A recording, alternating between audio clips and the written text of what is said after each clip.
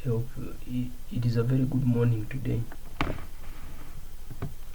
after the 2022 general elections. Although there are still doubts on who won and who lost, I think everything should be left to the Supreme Court of Kenya to decide on what next on the presidential elections. But I find something more interesting to share. I believe in this country there are security agencies, and one of the major security agencies in Kenya is the National Intelligence Services. This agency, I believe, has a capability of collecting information, threats, analyzing them, and then advising the government on what to do. If, in any case, the 2022 elections were rigged, which I think will be proved by the Supreme Court, then something tells me that the National Intelligence Services was aware.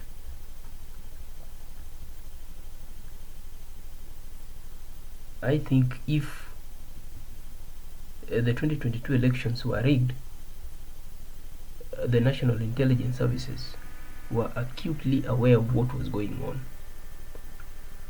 Having said that, I have two theories, or simply two things to hypothesize about. One is that if the National Intelligence Services is truly the agency or the department of the government in charge of detecting, analyzing threats, and then advising the government on what next to do, then I must hypothesize that the current administration, led by President Uhuru Kenyatta, was aiding the disputed President-elect William Ruto in winning these elections through dubious means. That is my first hypothesis. That I think President Uhuru Kenyatta was simply playing Raila Amolo Odinga as a brother in quotes, but at the same time partying in quotes and talking to his deputy William Ruto on how to rig him in through thick or thin. That is my first hypothesis. My second hypothesis, if the NIS is truly the agency in charge of collecting, analyzing threats, and then advising the government on what best decision to take based on the analysis they have done on the threats, then I must hypothesize that the Kenyan government, through the NIS, wanted to lure the thieves before catching them. They wanted to make sure that the thieves plan and execute their plans or actions fully, then later apprehend them for such actions. This, my second hypothesis, brings me to give a simple story about a company This company was created in 1952. It was known as Crypto AG.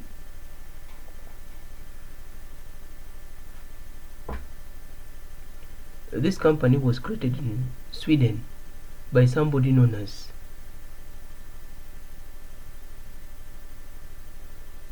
Boris Egelin.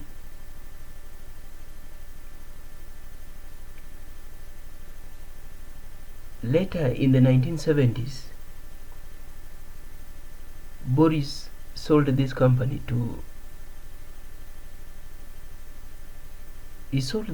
secretly to the well-known American intelligence agency, the CIA, and another intelligence agency in West Germany known as the Federal Intelligence Service, BND, or BNS maybe. At the time Boris was selling this company, the company was dealing in encryption services, selling things like software, silicon chips,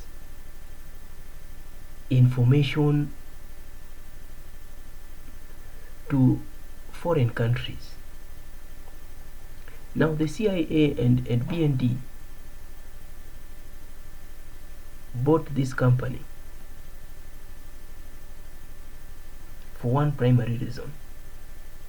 The CIA wanted to obtain intelligence information from its customers, which were foreign countries.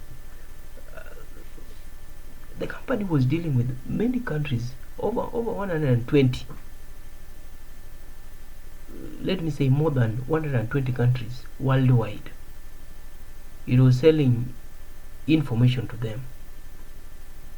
So the CIA, in order to get the right information and obtain intelligence secrets that these foreign countries were leaking or sharing with others or their partners, they had to buy Crypto AG.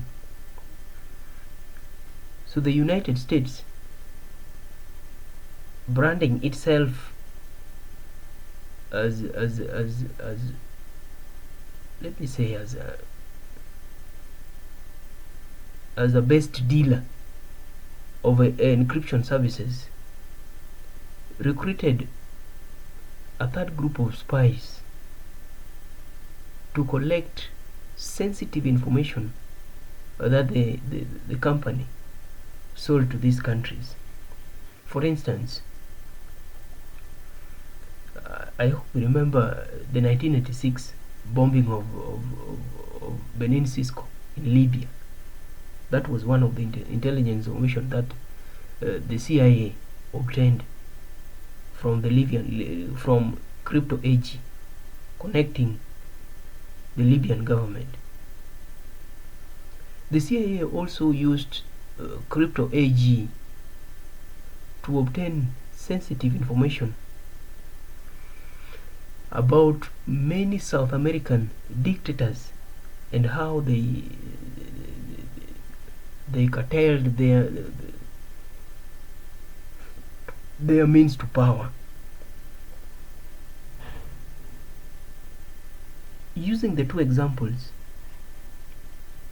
it is clear that the national intelligence services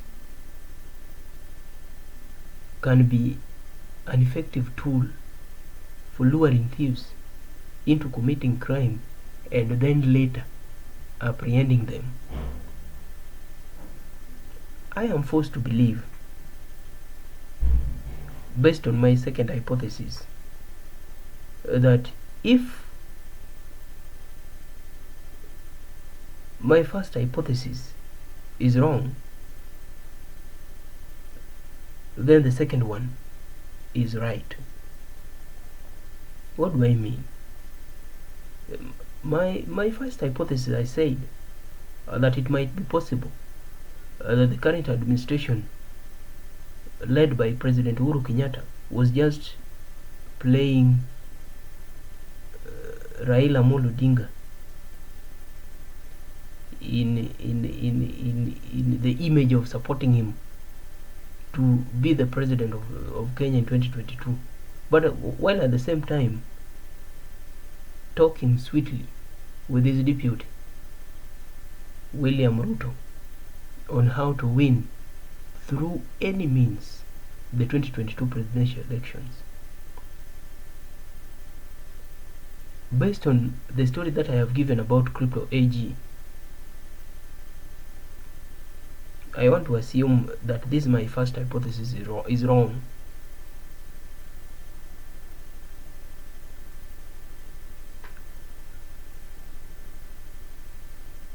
At the same time, after ruling out the first hypothesis, I want to argue that my second hypothesis is right.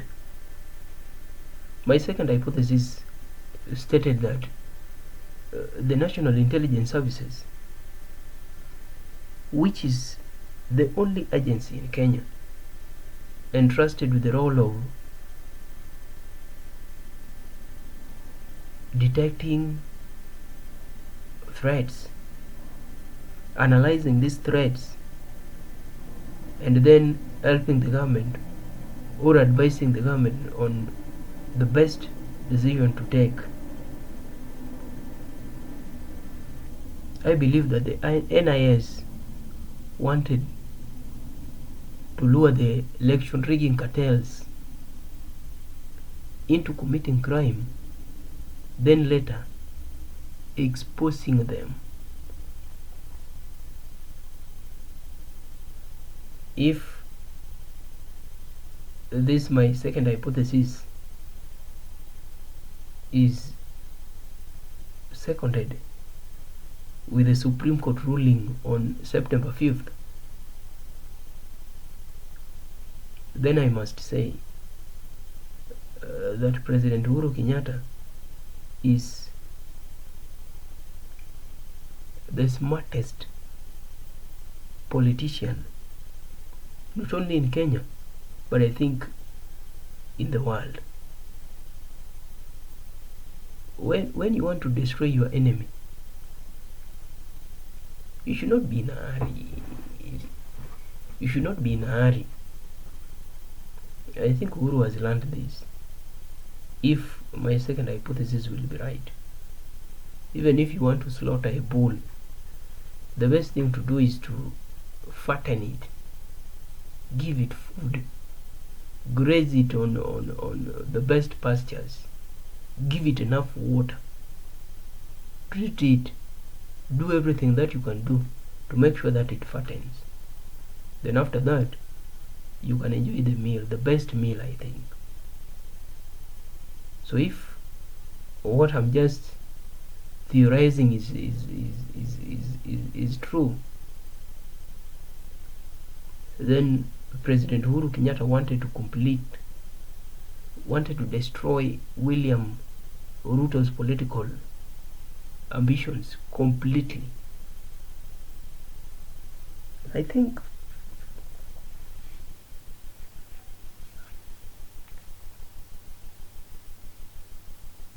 our leaders in Kenya need to listen to this.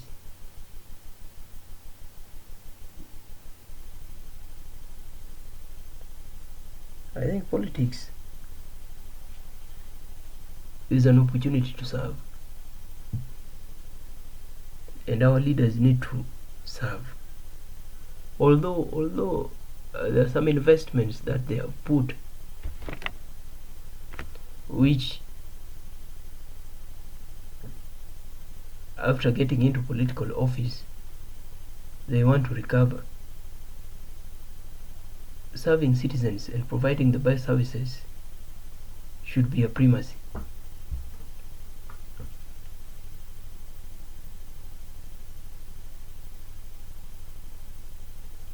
I think politicians should prioritize serving Kenyans than serving their interests and the interests of their associates and friends. And I think citizens, Kenyan citizens, should also be aware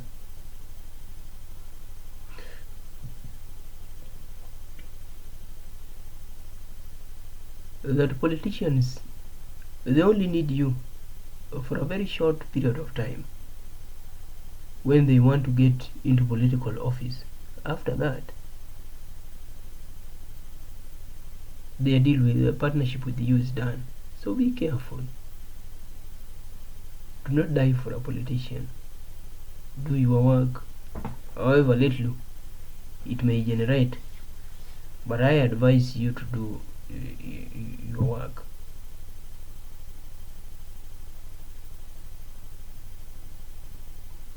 Lastly, I think the Supreme Court ruling will be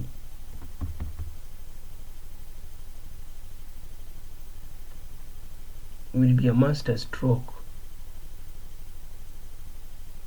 to the election agency in Kenya, the IEBC. I tend to believe that if the evidence presented at the Supreme Court are things to go by, then the 2022 presidential elections should be nullified. And after the nullification, I think the Supreme Court should give a comprehensive guideline on what next should be done. What I do not expect on the what next guidelines that the Supreme Court will give is a fresh elections supervised or overseen by the current chairman.